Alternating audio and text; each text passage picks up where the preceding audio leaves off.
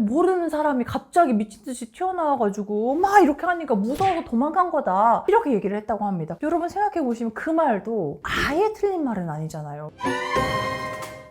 안녕하세요. 여러분의 입장에 맞는 맞춤 솔루션을 제시해드리는 양나래 변호사입니다. 오늘은요, 이 상간소송을 준비하고 계신 분께서 변호사님, 전 이거 반드시 영상으로 만들었으면 좋겠습니다 라고 저와 상담을 마친 뒤에 너무나 강조를 해주셔가지고 영상을 준비해 봤습니다. 과연 어떤 내용 때문에 반드시 이 내용을 여러분과 공유하고 싶으셨다는 것일지 바로 사연 시작해 보도록 하겠습니다. 우리 사연자분은요, 제주도에 거주하고 계신 40대의 남편분이십니다. 아내분은요, 그 직업의 특성상 평일에도 주말에도 이제 출근을 왔다 갔다 하시는 분인데, 배우자가 평일에 일하던 주말에 일하던 어떤 패턴을 가지고 있는지 다 알잖아요. 그런데 이전과 다르게 뭔가 일하러 나갔는데 밖에서 보내는 시간이 더 많고, 이렇게 잦은 외출과 평소와 다른 생활 패턴으로 인해서 혹시 다른 사람 생긴 거 아니야 하는 의심의 마음이 생기기 시작했다고 합니다. 그래서 혹시나 하는 마음에 아내 차량의 블랙박스를 확인해 봤는데, 블랙박스가 코드가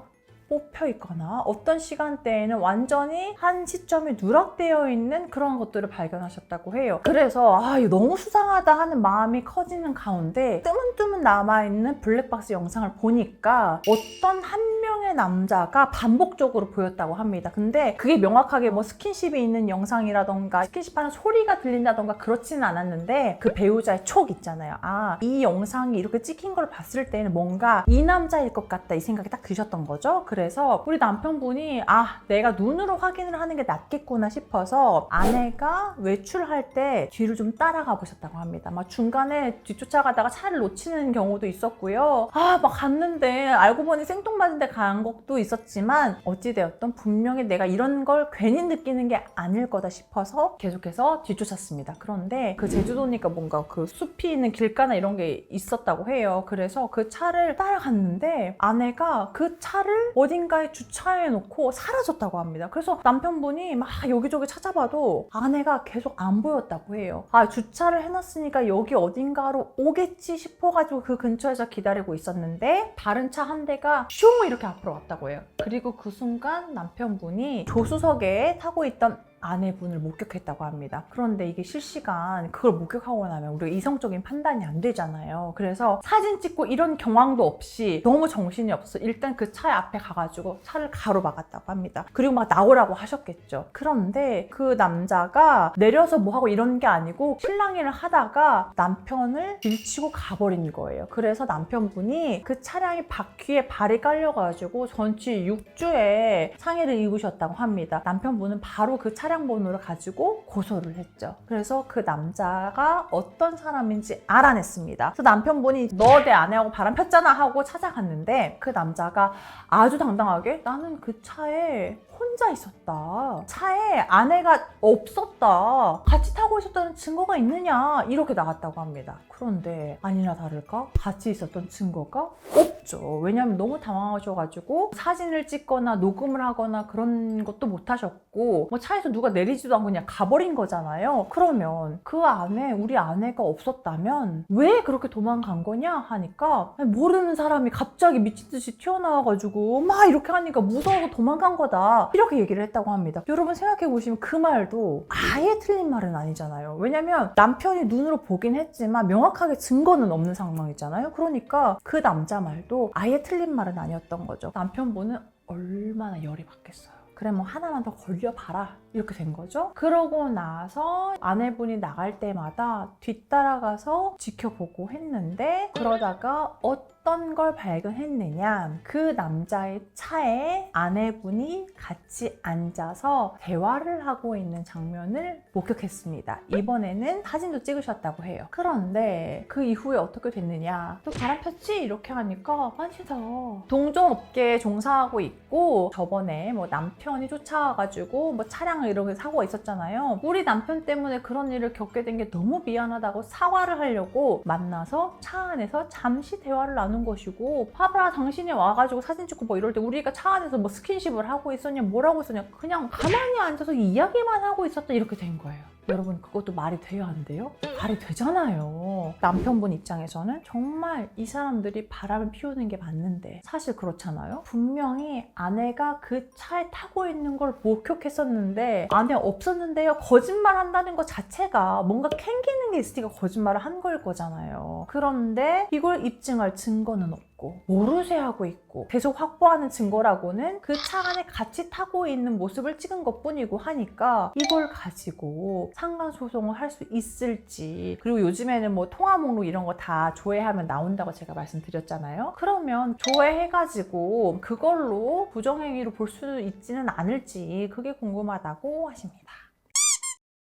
이거는요 진짜 제가 상담할 때도 말씀드렸지만 심증상 무슨 사인 것은 맞는 것처럼 보여요. 그런데 이게 저 사람 바람 피우는 거야, 부정행위야, 이렇게 우리가 생각하는 것과 소송에서 증거로서 입증하는 것은 완전 별개의 일이거든요. 사실 저쪽에서 상간남 측에서 얘기하는 것들이 아예 틀린 말도 아니에요. 왜냐면 차 안에 아내가 타고 있었다는 명확한 증거도 없죠. 그리고 그 뒤에 아내가 부정한 관계였으면 모텔을 가거나 뭐하거나 했을 텐데 정말 아무 사이가 아니니까 껄끄러운 내용이니까 차 안에서 잠깐 이야기를 했을 뿐이다 하면 너무나 납득이 되기도 하거든요. 그래서 자칫 잘못해서 이것만 가지고 소송을 진행했다가는 저 사람이 내 배우자가 기혼자인 걸 알고도 만나서 부정행위를 했다, 이 두 가지가 모두 입증이 돼야 되는데 심증만 있을 뿐 증거가 부족해서 오히려 패소하고 내가 저 사람의 소송 비용도 부담해야 되고 또 내가 괜히 의처증이 있는 것처럼 보여질 수가 있다. 그래서 이렇게 증거가 부족한 상황에서는 소송 진행하시는 걸 완전 반대합니다. 그리고 정말로 내가 너무 억울해서 소송을 진행하고 싶다 이런 상황이시라면 차라리 내가 오해했었네, 미안해 하고 부정행위에 대해서 전혀 의심하고 있지 않다, 나는 당신을 믿는다 해서 좀 경계를 느슨히 할 수 있도록 한 다음에 추가적인 증거를 확보하실 수 있도록 해야 될 것 같습니다. 그리고 이 영상을 보시는 분들 중에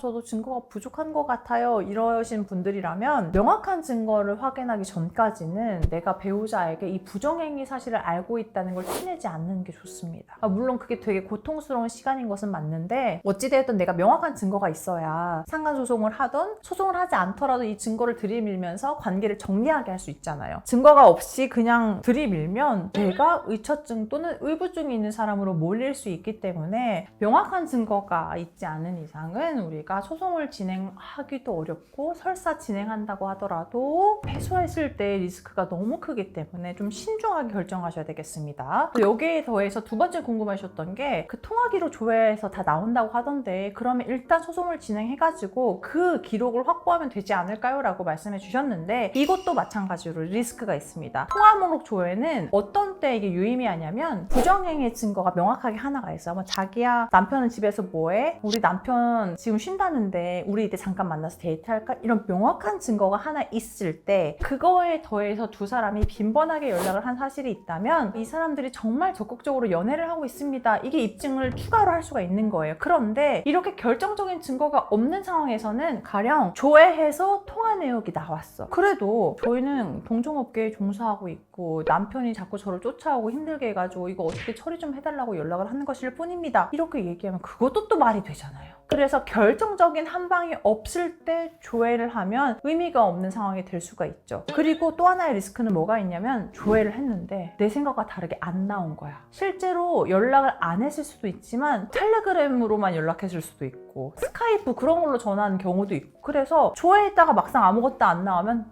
이보세요, 저희는 아무 사이도 아니라니까요. 그런데 이 사람이 의심을 가지고 조회를 이렇게 한 거예요 하면 또 뭐다? 나는 이 의심하는 환자로 몰릴 수가 있단 말이죠. 그래서 이 통화 기록 조회는 가능하지만 이거 조회만이 명확하게 답이 될 수는 없거든요. 그래서 결정적인 증거 하나가 분명히 필요하다, 이 증거가 부족하다면 배우자나 그 상간자한테 이 부정행위 사실을 알고 있다는 걸 알리지 말고 좀 때를 기다리면서 증거 확보를 더 해야 되지 않을까, 네, 이런 생각이 듭니다. 제가 오늘 이렇게 사연 소개해드렸는데요. 사연자분께서 내가 좀 침착하게 증거를 명확히 확보하기 전에는 아는 척을 하지 말았어야 되는데 괜히 이렇게 해서 이제는 증거 확보도 어렵게 됐다. 나와 같은 상황에 있는 다른 분들이 이런 실수를 하지 않았으면 좋겠다 해가지고 이 사연을 꼭 소개해달라고 하셨거든요. 여러분께 도움이 되셨기를 바라면서 저도 이런 거 너무 힘들었는데 다른 사람하고 공유하고 싶어요 하는 내용이 있으시다면 아래 메일 주소로 보내주시면 제가 사연 소개해드리도록 하겠습니다. 오늘 영상 도움되셨다면 좋아요, 구독, 알림 설정 부탁드리겠습니다. 감사합니다.